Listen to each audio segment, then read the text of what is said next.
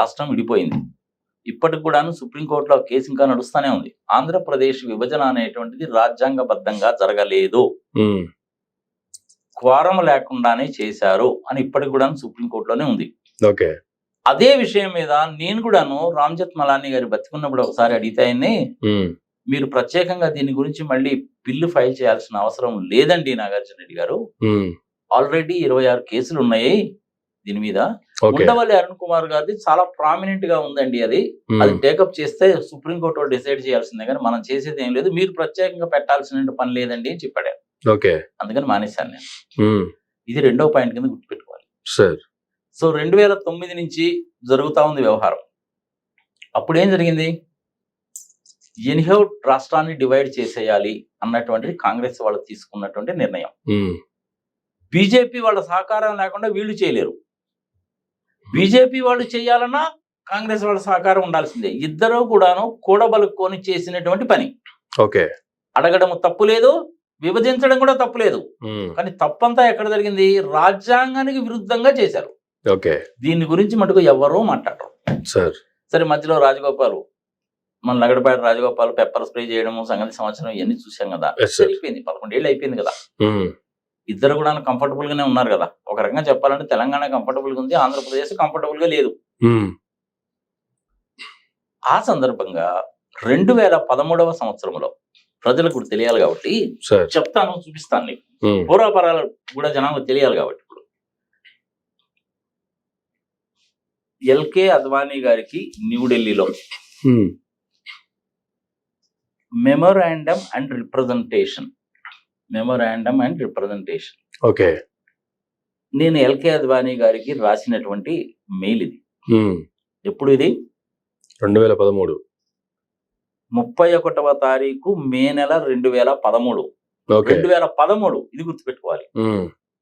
ఈ లెటర్ లో నేను ఆయనకి ఏం చెప్పానంటే, మీరిద్దరు కలిస్తే గాని మీరు డివైడ్ చేయలేరు, ఇద్దరు చేయాలనే అనుకుంటున్నారు, ఎవరో ఒకళ్ళు ప్రొయాక్టివ్ స్టెప్ తీసుకోవాలి. చిదంబరం గారు ఆ రకంగా స్టేట్మెంట్ ఇచ్చారు, ఇద్దరు కలియండి, డివైడ్ చేయండి.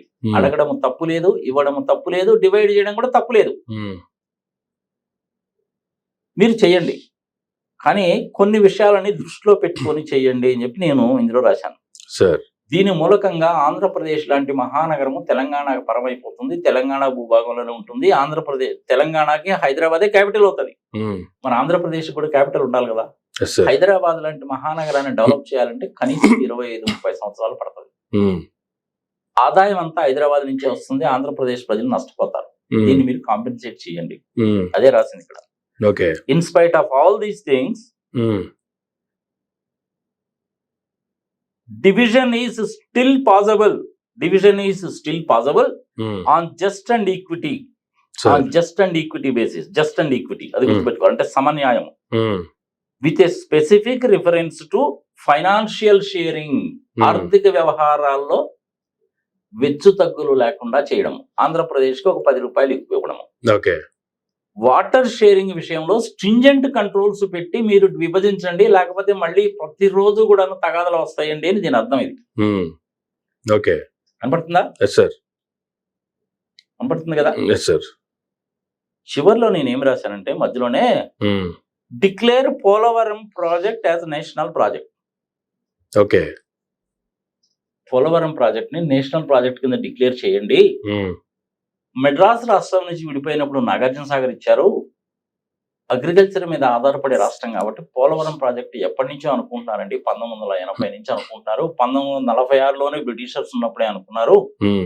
ఇప్పటికైనా సరే పోలవరం ప్రాజెక్ట్ ని నేషనల్ ప్రాజెక్ట్ కింద డిక్లేర్ చేయండి. ఇంప్లిమెంట్ చేశారుగా. ఎప్పుడు రాసింది నేను లెటర్? ఇది 31వ తారీఖు రాసింది. ఇది 31వ తారీఖు మే 2013 రాసింది. నేను పార్లమెంట్ లో డిస్కస్ చేస్తానండి అన్నారు ఆయన. దాని తర్వాత పార్లమెంట్ లో ఆయనకు డిస్కస్ చేసేటువంటి డేట్ కూడా చూపిద్దాం, జనాలకి ఎందుకు అనుమానం, ఎందుకు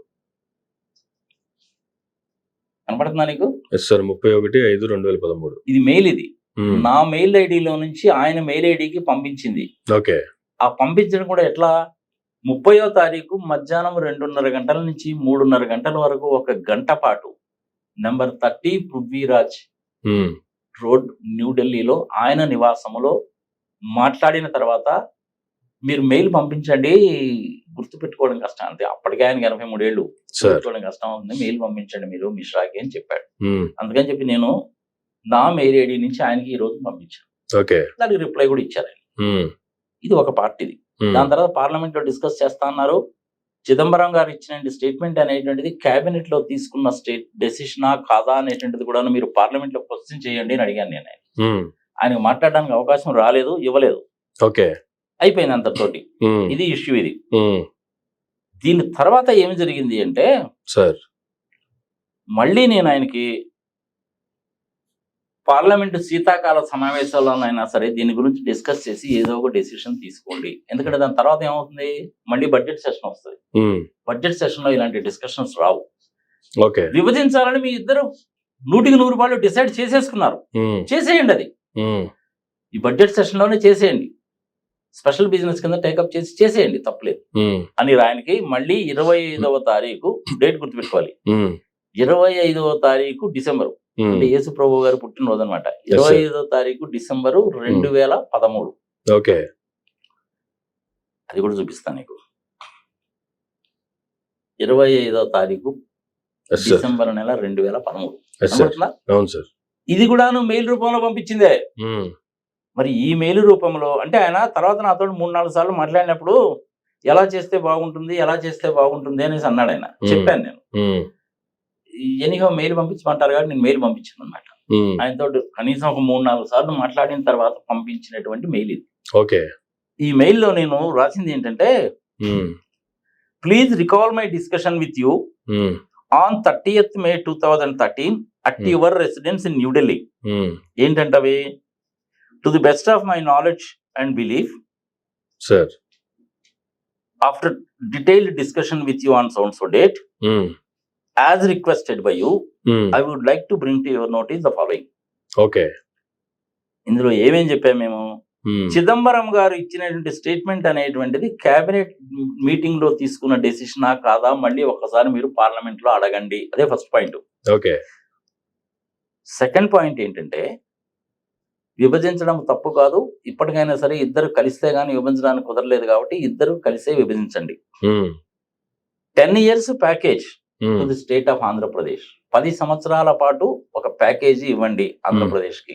ఉమ్, ఏంటది, ఇన్కమ్ ట్యాక్స్ నుంచి, మిగిలినటువంటి ట్యాక్సెస్ నుంచి, సెంట్రల్ ఎక్సైజ్, కస్టమ్స్, వీటన్నిటి దగ్గర నుంచి కూడాను ఉమ్, 10 సంవత్సరాల పాటు 10 సంవత్సరాల పాటు ఉమ్, ఎగ్జామ్షన్ ఇవ్వండి. ఓకే ఎస్ సార్ క్లియర్గానే ఉంది కదా. ఎస్ సార్ ప్రత్యేక హోదా అడగలేదు, నేను గుర్తుపెట్టుకోవాలి. అది ప్రత్యేక హోదా ఆంధ్రప్రదేశ్ రావడం చాలా కష్టం. అది ఎప్పుడో 1960s లో ఫార్ములేట్ చేసింది కాబట్టి అది మనకి వర్తించదు. ఓకే అందుకని 10 years ప్యాకేజ్ అడిగాను నేను. ఉమ్, రాజ్యసభలో కూడాను మన్మోహన్ సింగ్ గారు 5 years మీకు స్పెషల్ స్టేటస్ ఇస్తున్నాం అని కూడా చెప్పారు. దాని తర్వాత ఇంప్లిమెంట్ చేయలేదు మోడీ గారు, ఆయనకి ఇష్టం లేదు కాబట్టి. Um, let me tell you very frankly, మోడీకి అసలు ఇష్టం లేదు. ఓకే మరి మోడీకి ఎందుకు ఇష్టం లేదు, ఉమ్, దానికి కూడా కారణం ఉంది. ఉమ్, మహారాష్ట్ర నుంచి గుజరాత్ విడిపోయినప్పుడు వాళ్ళకి ఇవ్వాలి, ఓకే కానీ అప్పటికే కాండ్లాలో స్పెషల్ ఎకానమిక్ జోన్ ఉంది, ఉమ్, అందుకని చెప్పి ఇవ్వాలి. ఓకే దానికి వీళ్ళు ఏం చెప్తారంటే, వైజాగ్ లో కూడాను స్పెషల్ ఎకానమిక్ జోన్ ఉంది కాబట్టి మాకు గుజరాత్ విడిపోయినప్పుడు మాకు ఇవ్వలేదు కాబట్టి మీకు ఇవ్వము అనేటువంటి మాట డైరెక్ట్ గా చెప్పరు, ఉమ్, కానీ ఉద్దేశం మటుకు అదే. ఓకే 10 సంవత్సరాల పాటు పన్ను రాయితీలు.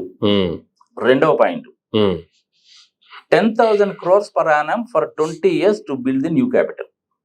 సార్ ఉమ్, 10,000 crores యూనియన్ బడ్జెట్ లో నుంచే.